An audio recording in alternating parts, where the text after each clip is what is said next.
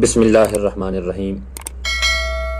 محترم سامعین کرام، السلام علیکم ورحمۃ اللہ وبرکاتہ۔ اس سے پہلے کہ میں اس اپنی گفتگو کا آغاز کروں، میں آپ تمام ناظرین اور سامعین سے ادباً ملتمس ہوں اور درخواست کرتا ہوں کہ اس ویڈیو کو مکمل دیکھیں اور صحیح رہنمائی سمجھ کر آگے دوسروں تک بھی پہنچائیں۔ میرے عزیز سامعین کرام بھائیو، جیسا کہ آپ چند ایام سے کچھ فتنہ پرور شخصوں کو میڈیا پر غلاظت بکتے ہوئے دیکھ رہے ہیں کہ اس سے پہلے بھی میں نے ان سے کچھ درخواست کی تھی کہ ایسی بیہودہ زبان استعمال نہ کریں۔ جنت کس کو ملے گی، جہنم کس کو ملے گی، یہ اللہ کو بتانے کا حق ہے اور اللہ کے ہی اختیار میں ہے۔ بس اللہ ہم سب کو صحیح راستے پر اور صراط مستقیم پر چلنے کی توفیق عطا فرمائے۔ لیکن آئے دن اکابر علماء کرام مفتیان اعظام پر غلاظت بکی جا رہی ہے اور زبان درازیاں ہو رہی ہیں، تو اس اعتبار سے میں نے ایک ویڈیو کلپ ان کی لی جن کا نام اویس بتایا جا رہا ہے، تو اس کے بارے میں آپ سب سے انشاءاللہ حرفاً گفتگو کروں گا۔ امید ہے کہ یہ گفتگو پہلے نمبر پر میرے لیے بھی اور تمام سامعین کے لیے، خصوصاً محترم اویس صاحب کے لیے جو کہ یہ غلاظت بک رہے ہیں، یا ان جیسے دوسرے کچھ افراد ہیں جو ان کے سپورٹ میں ایسا کام کر رہے ہیں، ان کے لیے بھی یہ ہدایت کا ذریعہ ہو۔ اللہ ہم سب کو صحیح راستہ اختیار کرنے کی توفیق عطا فرمائے۔ پہلی بات، آپ ذرا یہ گفتگو شروع کرنے سے پہلے اس ویڈیو کلپ کو دیکھ لیں۔ فتح لجنہ دائمہ سہ قرضی سہ روزو انشاءاللہ تعالیٰ لجنہ دائمہ انشاءاللہ سہ قرضی۔ فتح لجنہ دائمس اندر یس مکہ پہ فتوا درو یت منز یہ آو ون کہ یس ون اللہ تعالیٰ ہر کن جائے تمس پتہ نسا نماز کہین، یا ان کے بارے میں یہ کہا گیا کہ نسا اہل السنہ والجماعت وغیرہ وغیرہ، جو بھی تفاصیر میں نے ویڈیوز میں دی ہے ان کی طرف آپ مراجعہ کر سکتے ہیں۔ تو انشاءاللہ تعالیٰ تہندِ جوابس منتظر کہ تو حضرت نے فرمایا کہ فتوائے لجنہ دائمہ یہ آپ پر قرض ہے کہ اس پر احناف کو ایسے ایسے فتوے لگائے گئے ہیں کہ ان کے پیچھے نماز درست نہیں ہے وغیرہ۔ میں آپ سے عرض کرتا ہوں کہ فتوائے لجنہ دائمہ کو آپ پیچھے رکھ دیجئے۔ آپ تو غیر مقلد ہیں، آپ تو حدیث اور قرآن کے بغیر کسی چیز کو مانتے ہی نہیں۔ آپ نے کیسے اپنے عقیدے کے خلاف اس فتوے کی کتاب کو ہمارے سامنے پیش کیا؟ آپ اپنے عقیدے کے مطابق حدیث اور قرآن کی کسی آیت کو سامنے لائیے کہ جس میں یہ بات لکھی ہو کہ اللہ تبارک و تعالیٰ ہر جگہ موجود نہیں ہے۔ اگر ایسا ہے کہ کسی بھی حدیث مبارکہ میں یا قرآن مقدسہ کی کسی آیت میں ایسا اشارہ ملتا ہو کہ اللہ تبارک و تعالیٰ ہر جگہ موجود نہیں ہے، تو یقیناً ہم اپنا عقیدہ بدل دیں گے۔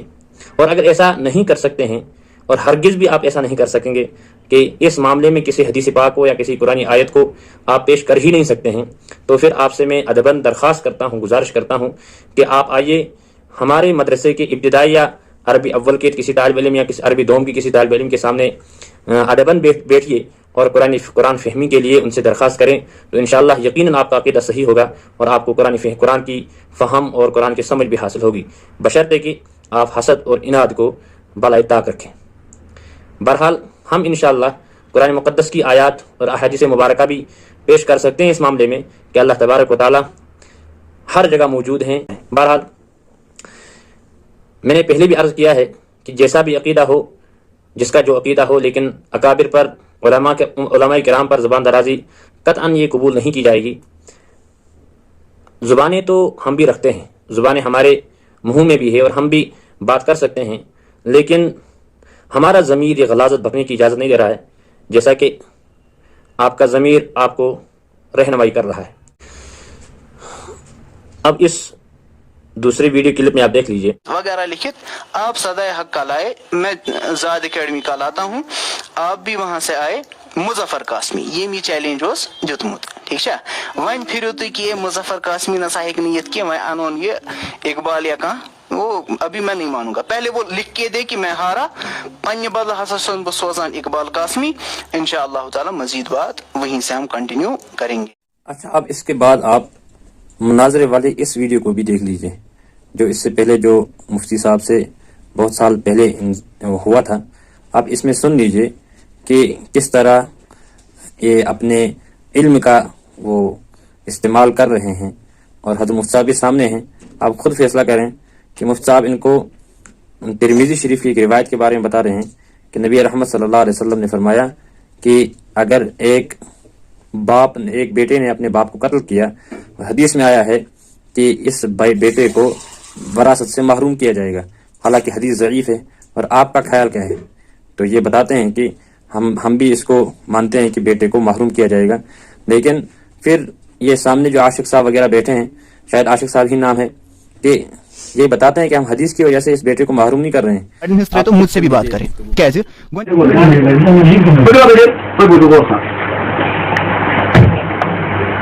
حدیث ترمذی شریف مت القاتل لا يرث اگر نیچو مار لوگس تس ترے وراثت ونوس ترے تس وراثت نہ کرے صحیح سے سمجھ غلط ضعیف سن ونوس کیا کو ہم عمل قید عینی کے بلکہ صرف تنبیہ ہاں تنبیہ نہ کہ حدیث پر عمل یعنی تس ترے وراثت دو مارو کم سے کو تنبیہ اب تنبیہ کو معلوم کرو نہ پر تنبیہ سے کرو ضعیف معلوم ضعیف ضعیف فوجا کے قرآن ضعیف حدیث کو نہ یوصیکم اللہ فی اولادکم ضعیف جا دلیل دے دلیل ہوتے تو تاجر ہاں تاجر سے کا دلیل دے قرآن حدیث سے دلیل دے اس کو وراثت نہیں ملے گی ضعیف حدیث کے علاوہ صحیح دے آپ کے پاس ہے کون حدیث ہے حدیث اگر تو نیچو سے میرے پراپرٹی ٹائم تک کیا ہوتا ہے حدیث ضعیف ہے لیکن اب آپ کا بھی اس پر میرا بھی اس پر عمل ہے. اگر آپ معاملہ نہیں کرے گا آپ ٹھیک ہے آپ اپنے اصول پر چلے اگر آپ اس پر عمل کیا کریں گے آپ کو اپنے اصول بات فاضل صحیح اصول کی وراثت تعلیم وراثت کا نجی سیر وراثت یہ مطلق قادر رسن غیر قادر فرما مدار رسن نفرمان رسن کیا رسن اگر صحیح بنا پوری بات اگر پوری بات اگر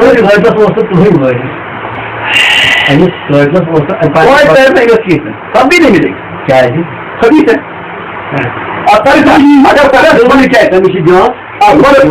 اگر شریعت دیا اگر سن بولے زیادہ شریعت دیا اگر شریعت دکھاؤ وہاں شریعت ہے رسول کا حدیث دکھاؤ قرآن دکھاؤ بس وقت کا فکر کرانے والا مجھے بھی آیا آتی ہے باہر کے لیے تو آدمی کو ہونا چاہیے علمی کی استدار ہونا چاہیے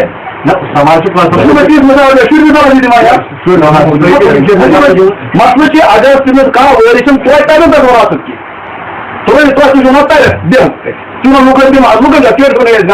اچھا قرآن جو حدیث دے تو نہیں دے رہی قرآن قرآن دے رہا پوری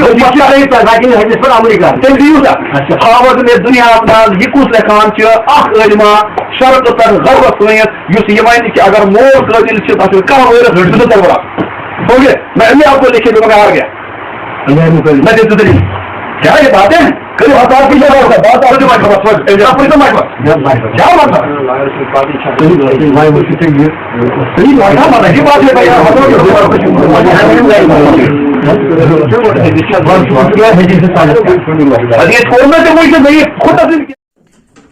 وچھو یہ یہ پان ونان کہ یہ ہسا مجھے ات بارس میں تحقیق کہیں یا مجھے پتہ کہیں لیکن تحقیق نہ ہونے کے باوجود بھی اس نے پہلے ہی کہہ دیا کہ حدیث ضعیف ہے. اب آگے سن لیجیے آپ.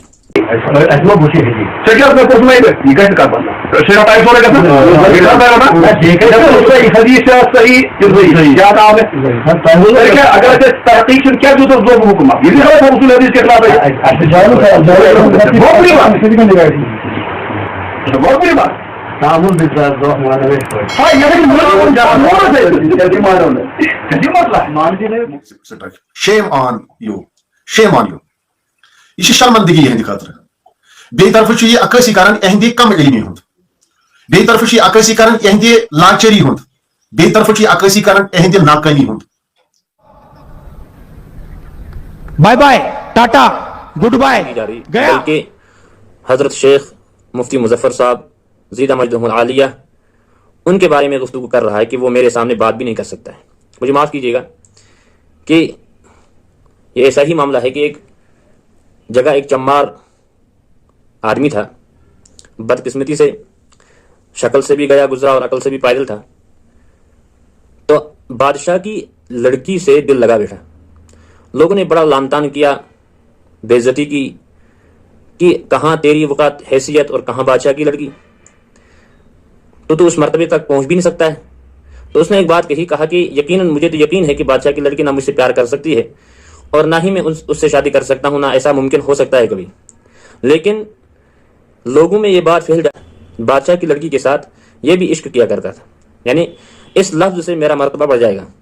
تو شاید محترم اویس صاحب کے ذہن پر بھی یہ بھوت سوار ہو کہ میں تو کسی کے لائق بھی نہیں ہوں، کسی چھوٹے طالب علم کے ساتھ بھی بات کرنے کے لائق نہیں ہوں، لیکن اب یہ کہ مفتی مظفر صاحب کا نام لیا اور جب ان سے بات ہوگی تو عوام میں پھیل جائے گا کہ ایک بہت بڑے عالم سے حضرت کی گفتگو ہوئی، حالانکہ اس کے لائق بھی نہیں ہے۔ اور مفتی صاحب ایسے بالکل معمولی انسان کو ٹائم بھی نہیں دیتے، کیونکہ مفتی صاحب کے پاس اتنا ٹائم بھی نہیں ہے۔ حضرت مفتی صاحب تو ماشاءاللہ ہر وقت، بلکہ میں ان کا شاگرد رہ چکا ہوں کہ حضرت کے پاس تو بالکل ٹائم بھی نہیں ہے، اور ان کا جو ٹائم ٹیبل ہے صرف 6 گھنٹے ان کو نیند کے لیے ملتے ہیں، باقی الحمدللہ مسلسل درس و تدریس میں، عوامی خدمات میں، اور پھر باقی جو ٹائم بچا وہ مطالعہ میں لگا رہتا ہے۔ اور اللہ نے جو ان کو مقبولیت عطا فرمائی ہے اس کو کہنے کی ضرورت نہیں ہے، وہ تمام عوام کے سامنے، کشمیر کے لوگوں کے سامنے آیا ہیں۔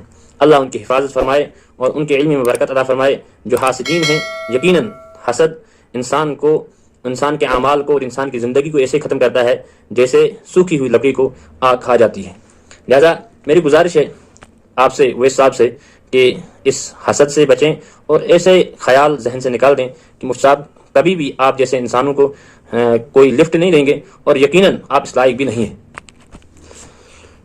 ذرا اس کلپ پر بھی آپ نظر کریں، دیکھیں، سنیں دیوبندیت کے بارے میں حضرت کا کیا رجحان ہے، کیا فرما رہے ہیں۔ میں نے بہت بول کے رکھے آپ کو، ملا علی کاری یس حنفی چھو سو کرتون گوئن تھوڑا بہت سے ایکسپلین ہوں نا،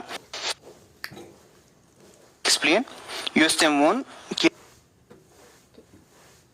یس وحدت الوجود عقید تھائی یت کن دیوبند تمام تھوان تو تمن متعلق کیا اس کرن، تمو ہسا وون کہ ہم شر من الیہودی والنصارى، یہ یہود و نصارہ سے بدتر ہے یس یہ عقیدت تھوان آس۔ بیا گو کہاں آسے یس پانس دیوبند ونان آسے تمس آس بچارس پی وحدت الوجود کیا گو، وہ اس چیز سے بری ہے۔ یم چھ پتہ پنس عوامس یت کن دھوکہ دِوان، ہے وچھ سا اس ہسا وون یمو یس تہ دیوبند ون سو ہسا یت کن۔ دیوبندی عوام بچے تمن باسان اس ما چھ یعنی حنفی، ان کو نہیں پتہ ہے آپ کی دجالیت کی۔ مسئلہ کیا ہے بیچار، ان کو بولا گیا کہ وچھو سا دیوبندیت حنفیت شاید کنی، حالانکہ حنفیت ایک مذہب ہے مذاہب اربعہ میں سے، اور دیوبندیت یہ اتر پردیش یا بہار یا جہاں کا بھی ایک دین ہے۔ دیوبندیت یہ حنفیت نہیں ہے، یہ حنفیوں کو دھوکہ دیتے ہیں۔ اصل ان کے کہنے کے مطابق کہ حنفیت ایک مذہب ہے، حالانکہ بیچارے کے بھی پتہ نہیں ہے مذہب کس چیز کا نام ہے اور مسلک کس چیز کا نام ہے۔ مسلک اور مذہب میں کیا فرق ہے؟ اگر اللہ نے عقل دی ہوتی تو مسلک و مذہب کے نام سے تعبیر نہ کرتے۔ بہرحال یہ تو ایک علمی بات ہے، اور یہ جو بات کر رہے ہیں یہ باتوں سے ہی لگ رہا ہے کہ علم سے بالکل کورے ہیں۔ اللہ سمجھ کی توفیق عطا فرمائے۔ اور دوسری بات نے فرمائی کہ یہ حنفی نہیں ہے، ٹھیک ہے، حنفی نہیں ہے، یا مطلب ان کے کہنے کے مطابق یہ باقی مذہب اربعہ، مذہب نہیں ان کو مسلک کہا جاتا ہے، تو بہرحال ان کے کہنے کے مطابق مذہب اربعہ میں سے نہیں ہے یہ۔ تو پھر آپ بتائیں کس مذہب میں ہے؟ اب ان نے ڈکلیئر کیا کہ دیوبند بہار یا اتر پردیش کے ایک نئے دین کا نام ہے۔ تو یہ اتر پردیش یعنی یو پی یہ کون سا دین تھا جس پر دیوبندیت کی بنیاد پڑی؟ ذرا آپ اس کی تشریح کریں، آپ کی مہربانی ہوگی، تاکہ ہم بھی ان باتوں سے نکل جائیں، کہیں ہم ہی غلط راستے پر نہ ہوں۔ میرے بھائی اویس صاحب، آپ شاید غلط فہمی میں ہیں، یا تو پھر یہ ہے کہ حسد اور عناد نے آپ کے عقل پر پردہ ڈالا ہے۔ قرآن مقدس نے جو کہا ہے کہ ختم اللہ علی قلوبہم وعلی سمعہم وعلی ابصارہم، کہ جب انسان کے دل پر یا عقل پر مہر پڑتی ہے تو پھر اس کو کوئی بات سمجھ نہیں آتی ہے۔ آپ تاریخ پڑھیں، آپ دیوبند کی ہسٹری پڑھیں، تو آپ کو پتہ چلے گا کہ دیوبند نے دنیا کے اندر دین کی کتنی خدمت کی ہے. اور یقیناً آپ جیسے ملحد انسان تو دیوبند کے مخالف ہوں گے ہی، اور بالیقین اس سے پہلے بھی ایسا اتفاق ہوا ہے کہ دیوبندیت کے بالکل مخالفین میں سے آپ کا نام سر فہرست رہا ہے. لیکن یہ کوئی تعجب نہیں ہے، ایسا ہوگا اور ایسا ہوتا آیا ہے، اس میں کوئی تعجب کی بات نہیں ہے. لیکن پھر جھوٹ گڑنا یہ تو آپ کا منصب ہے، اور آپ کا ماشاءاللہ اس کو مسلک کہیں یا آپ کا مذہب کہیں، یہ سب اس میں داخل ہیں. کیونکہ جس مسلک سے اور جس مذہب سے آپ تعلق رکھتے ہیں، غیر مقلدیت، اس کی بنیاد ہی سلف سے بے اعتمادی ہے اور سلف کو برا بھلا کہنا ہے. اور یہی الحمدللہ اسی پر میں نے آپ کو پایا ہے. اللہ آپ کو صحیح سمجھ اور صحیح عقل نصیب فرمائے. اچھا، یہ ایک حضرت فرما رہے ہیں کہ مولانا سجاد نعمانی صاحب زیدہ مجدہم العالیہ کے بارے میں بہت بڑے عالم ہیں. خار کیا زائن زعفران کیا گو خارج بتکن اگر زعفران دیتا رہو سو سمجھیے چگا سے. تو سجاد نعمانی صاحب کون ہیں، کتنی بڑی شخصیت ہیں اور کتنے بڑے عالم ہیں، آپ کو کیا اس سے واسطہ ہے؟ آپ تو اس کے مریدین سے بھی بے خبر ہیں. چلو بہرحال میں یہی اللہ سے دعا کرتا ہوں اللہ آپ کو عقل سلیم عطا فرمائے. تو سجاد، آپ کے کہنے کے مطابق کہ سجاد نعمانی صاحب نے وہاں مدینہ یونیورسٹی میں پڑھا ہے اور وہ اپنی قابلیت سے وہاں داخل نہیں. یور چھو تہ سجاد نعمانی، وہ بھی مدینہ یونیورسٹی کا فارغ ہے، حالانکہ سو تہ نابکار اسٹوڈنٹ، وہ تو الگ بات ہے. سو مطلب مل سندس تو خاندان سندس پہ وات سہ تور، ورنہ اس کی اتنی اوقات نہیں تھی کہ وہاں پہنچتا وہ. چلو مان لیتے ہیں، اللہ آپ کے عقل پر رحم کرے. آپ کے جتنے بھی مذہب سے تعلق رکھتے ہیں اکثر و بیشتر مدینہ یونیورسٹی سے پڑھ کے آتے ہیں، اور آپ نے اتنا بڑا الزام یونیورسٹی پر لگایا کہ سجاد نعمانی صاحب اپنی قابلیت سے مدینہ یونیورسٹی میں داخل نہیں ہوئے، بلکہ جو ان کا اثر و رسوخ تھا، یعنی ان کا اپروچ جو تھا، اس اثر و رسوخ اور اس اپروچ کی وجہ سے ان کا وہاں ایڈمیشن ہوا. گویا کہ یہ ایک تو آپ کے سوچ کے مطابق اور آپ کے مطلب مذہب کے مطابق سجاد نعمانی صاحب مسلکن بھی آپ کے مسلک کے ساتھ تعلق نہیں رکھتے ہیں، مذہبن بھی آپ کے مذہب کے ساتھ تعلق نہیں رکھتے ہیں، اور اس کے باوجود بھی مدینہ یونیورسٹی نے ان کا ایڈمیشن کیا اور ان کو داخلہ وہاں دیا.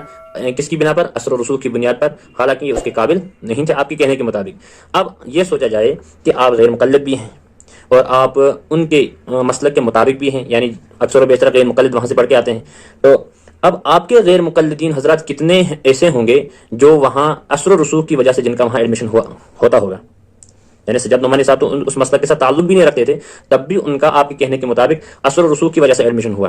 اب آپ کا تو تعلق ان کے ساتھ ہے مسلکن، تو اب یہ بتائیے کہ آپ کا کتنے آپ کے ایسے بچے ہوں گے، ایسے مدینہ یونیورسٹی کے فارغین ہوں گے جو اپنے اثر و رسوخ کی بنا پر یا خاندانی نام نہاد کی بنا پر ان کا وہاں ایڈمیشن ہوا ہوگا. اس کا آپ ہی بتا سکتے ہیں اور محاسبہ کر سکتے ہیں. یہ تو ایک بہت بڑا علم. اچھا ناظرین، آخر میں ان کی ایک بڑی مہذب انداز کی گفتگو سنیے. ٹوٹل سٹارٹ ٹو اگر شعبس من سے 2 ؤری آسک دتمت تم گئی 14 ؤری. ان کی تو بات ہی نہیں ہے. ان کے لیے تو تم کو اگر قبر میں سے ان کو اشرف علی تھانوی کو بھی نکالو گے وہ بھی ان کے برابر نہیں ہوں گے. ٹھیک ہے، یا یم ات گزرے ہو تو پالن پوری ٲسۍتن، زرولی خان ٲسۍتن، وہ تو ان کی تو بات ہی نہیں ہے. سلیم اللہ خان ٲسۍتن، یہ تو تمام ان کے جوتوں کے برابر بھی نہیں. مسئلہ چھُ کُہُنٛد برابری کا. سجاد نعمانی اور گریجویٹ جو مدینہ یونیورسٹی کا یہاں گریجویٹ ہے، سمپل گریجویشن آسن کرمت، وہ دونوں آپس میں برابر ہو سکتے ہیں. اس کمی سرٹیفکیٹ اعتبار ون ژھانڈو تھی کہ یہ کرے ژےٚ تیٖژاہ اوقات.